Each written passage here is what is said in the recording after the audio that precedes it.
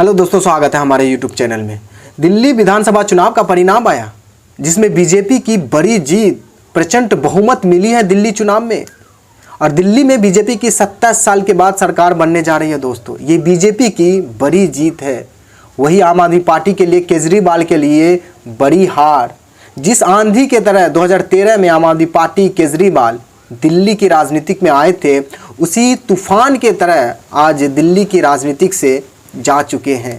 इतनी बड़ी हार आम आदमी पार्टी की हुई है दिल्ली में। 70 सीटों में से आम आदमी पार्टी को 22 सीट मिली है दोस्तों, 48 सीट बीजेपी को मिली है। ये बड़ी जीत है बीजेपी के लिए दोस्तों। 2015 में 67 सीट जीती थी आम आदमी पार्टी, उसके बाद 2020 में 62, 70 में से इतनी बड़ी जीत हुई थी आम आदमी पार्टी की।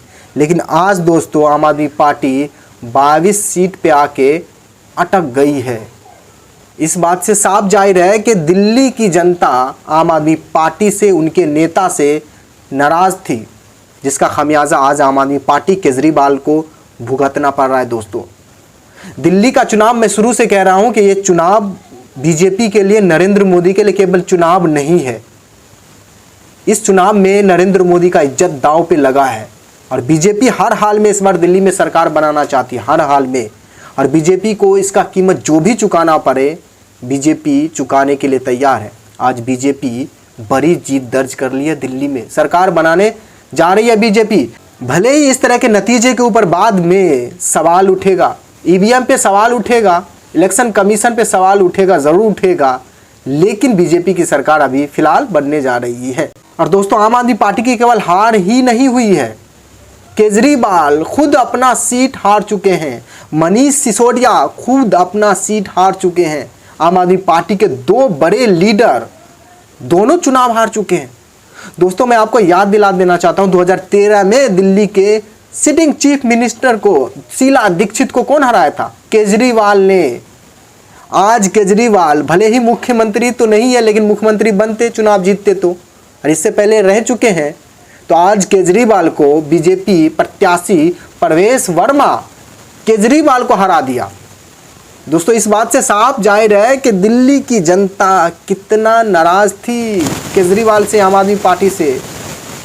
ये कहने की ज़रूरत नहीं है।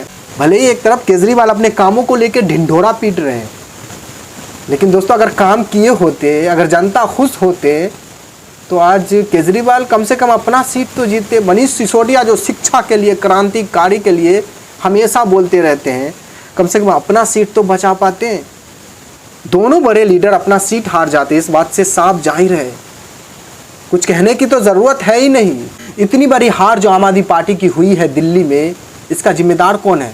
इसका जिम्मेदार अगर कोई है तो वो केवल आम आदमी पार्टी के संयोजक केजरीवाल है, और कोई नहीं है। केजरीवाल एक घमंडी बन गए थे, अहंकारी बन गए थे, दिखावटा वाला राजनीति करने लगे थे, ज़रूरत से ज़्यादा बोल रहे थे, अपने आप को सच्चा दिखाने लगे थे, और कुछ नहीं। इतना अहंकारी बन गए थे केजरीवाल कि कांग्रेस की सरकार बन रही थी हरियाणा में, वहाँ पे जाके टांग अड़ा दिया और कांग्रेस को हरा दिया। बीजेपी की बड़ी जीत, इतिहास में सबसे बड़ी जीत हरियाणा में इस बार बीजेपी दर्ज कर ली, बीजेपी की सरकार बन गई। आज दिल्ली में क्या हुआ? आज केजरीवाल के घमंड, अहंकार, अपने आप को ओवर कॉन्फिडेंस के कारण आज दिल्ली में आम आदमी पार्टी की सरकार नहीं बनी है। और दोस्तों, जो राजनीतिक जानकार है ये कह रहे हैं कि केजरीवाल पिछले 10-5 साल से किस तरह के राजनीतिक करना चाह रहे हैं, लोगों को समझ नहीं आ रहे। और केजरीवाल जब जेल से आए थे तो क्या कहे थे कि हम जनता के अदालत में जाएंगे और जनता तय करेगी कि मैं ईमानदार हूँ या बेईमान। तो आज तो जनता तय कर दिया।